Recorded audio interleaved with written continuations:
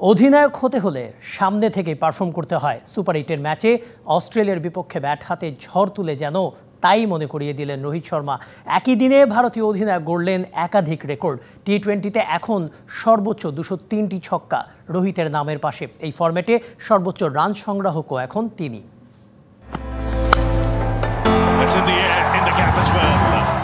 তাকে বলা হয় ভারতের হিটম্যান। তারকায় ঠাসা ইন্ডিয়ান ব্যাটিং অর্ডারের প্রথম স্তম্ভ তিনি। আরেকবার যেন তার প্রমাণ রাখলেন রোহিত শর্মা।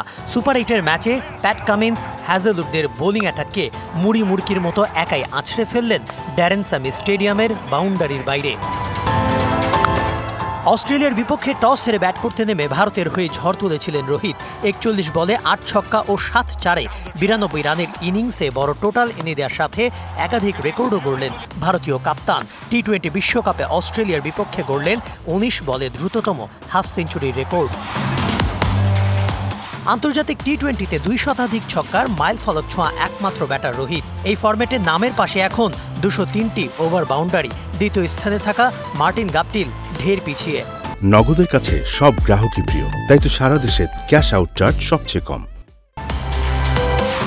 কোন একটি দেশের বিরুদ্ধে টি-20-তে সর্বাধিক ছক্কার রেকর্ডও রোহিতের দখলে। শুধুমাত্র অস্ট্রেলিয়ার বিপক্ষেই মেরেছেন 132টি ওভার বাউন্ডারি। টপকে গেছেন ইংল্যান্ডের বিপক্ষে 130টি 6 মারা ক্রিস গেইলকে।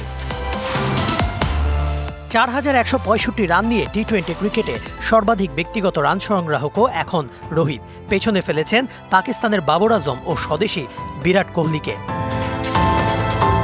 টি-20 বিশ্বকাপে একজন অধিনায়ক হিসেবে সর্বোচ্চ 98 রানের record Chris গেইলের।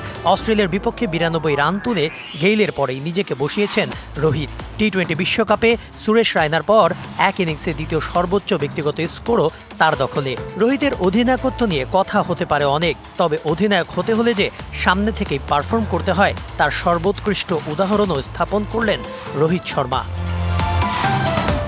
Kanak Mahmud, DBC news desk.